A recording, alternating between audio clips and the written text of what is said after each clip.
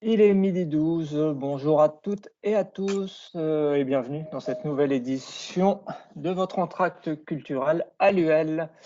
Le concept, c'est de vous donner la parole pour partager vos découvertes et coups de cœur culturels. Le 12-12 vous donne l'occasion de discuter avec la communauté universitaire autour d'un livre, d'un film, d'un opéra, d'un groupe de musique, d'une exposition, de tout autre objet culturel. Et j'en profite pour vous rappeler que, évidemment, vous pouvez nous faire des propositions, vous qui écoutez en ce moment. N'hésitez pas à nous faire savoir et à nous faire savoir que vous avez envie d'opérer ce partage.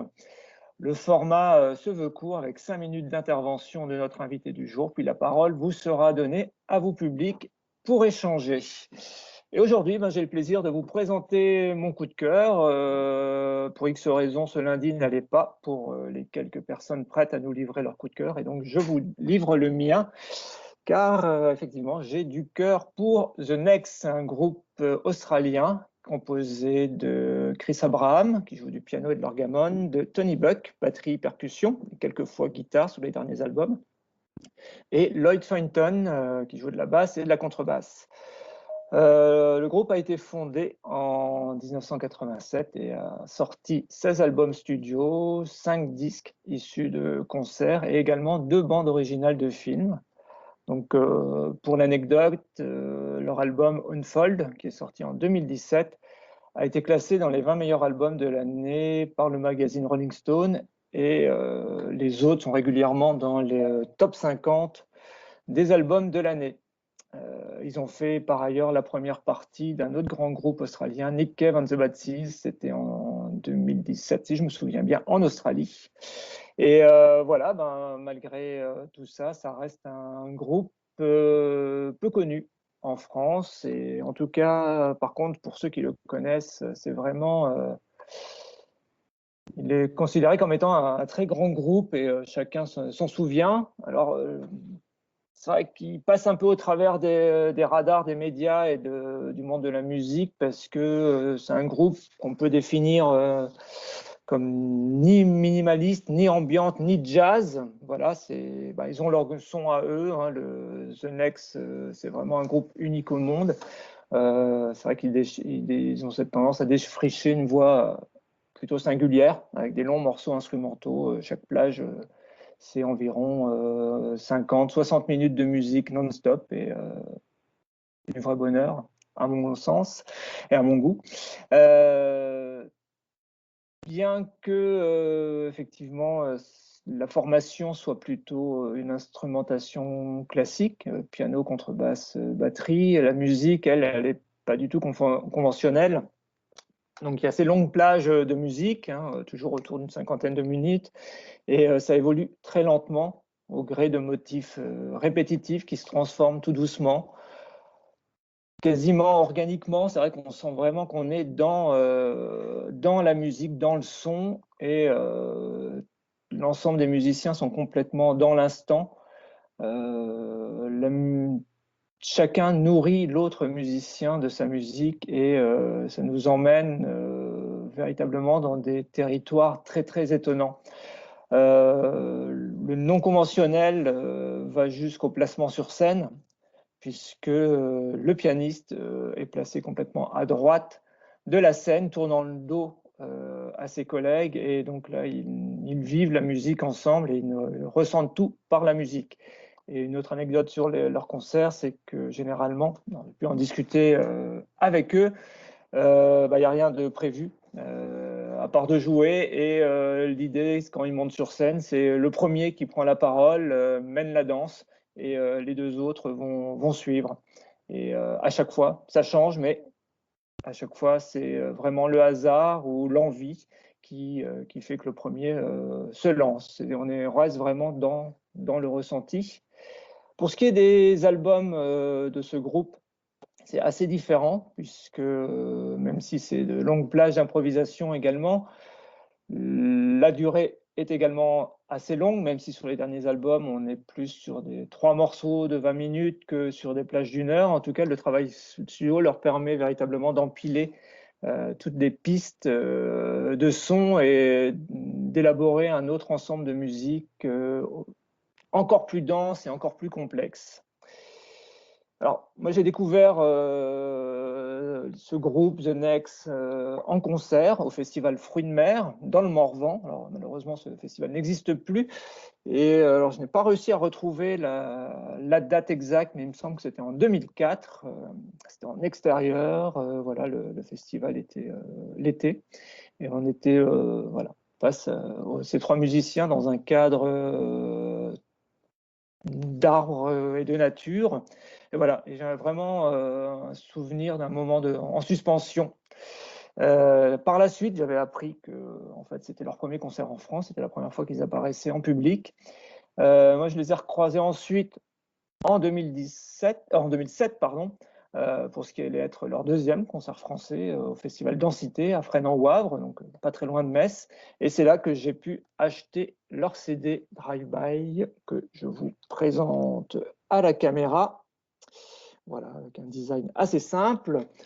Par la suite, j'ai pu les revoir plusieurs fois dans différents festivals, que ce soit à Mulhouse ou à Vendeuvre, il y a 2 ans maintenant.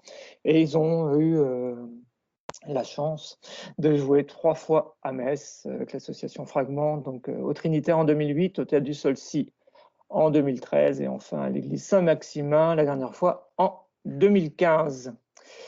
Donc à la sortie du concert du Festival Densité, j'en ai profité, j'ai profité de la vente de leur CD pour m'en procurer un et le choix s'est porté sur Drive-By au milieu de tous leurs autres CD. Alors je me suis rattrapé depuis, hein, j'en ai acheté bien d'autres, mais en tout cas, il m'a été présenté comme le meilleur disque pour traverser l'Australie en voiture de nuit. Donc là, forcément, ça m'a intrigué et voilà, je l'ai acheté et depuis, je ne cesse de l'écouter. Et effectivement, j'ai malheureusement pas eu l'occasion de traverser l'Australie de nuit en voiture, mais en tout cas, l'effet fonctionne véritablement. Et depuis mon canapé, on est vraiment, on plane véritablement au-dessus de la musique, on est dedans, voilà, il se passe vraiment quelque chose qui nous amène ailleurs. Le disque date de 2003 et c'est vrai on replonge dans leur monde avec une musique très lente, répétitive, on entend vraiment tous les sons, toutes les notes. L'évolution est très très lente, vraiment très lente, on se laisse aller. Et en même temps, on tombe véritablement dans quelque chose qu'on croit connaître. Et puis finalement, hop, ils amènent une autre sonorité, un autre son. Il n'y a pas de cut fulgurant, mais tout doucement, on s'est rendu compte que ce qu'on s'était imaginé, enfin le voyage qu'on pouvait se faire dans notre tête, il a basculé. Et donc, on est obligé de revoir l'ensemble de l'histoire qu'on s'était racontée. Et voilà, moi, c'est vraiment des choses que j'adore. Et ce disque permet véritablement à chaque écoute d'avoir une nouvelle écoute, de l'entendre différemment en fonction de comment on est, ce qu'on entend, les bruits extérieurs. Enfin voilà, et on est vraiment face à une œuvre pleine qu'on redécouvre à chaque fois. Et c'est vrai qu'elle nous amène vers que ce soit sur le disque ou dans les disques ou également en concert, vers un moment de plaisir où on ne sait plus véritablement où on s'est laissé porter complètement par la musicalité du moment.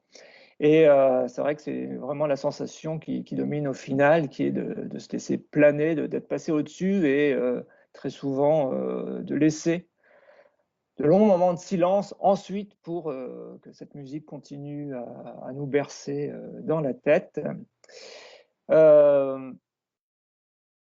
Ouais, c'est vraiment un bon trip que je vous invite à découvrir. Alors, je vais vous mettre dans la conversation quelques liens avec tout d'abord le site du groupe. Ensuite, le Bandcamp. Vous retrouverez quelques-uns de leurs disques, mais comme il n'y a pas Drive-By sur le Bandcamp, j'ai retrouvé un lien sur YouTube Et là, vous allez pouvoir découvrir cette musique donc, qui dure 60 minutes et 17 secondes, du vrai bonheur. J'attends vos commentaires ou questions.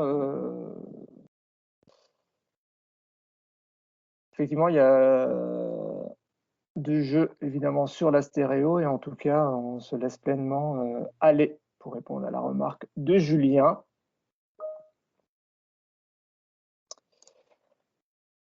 Bah oui, allez-y, effectivement, de découvrir sur YouTube. Il y a d'autres disques également qui sont visibles. Voilà.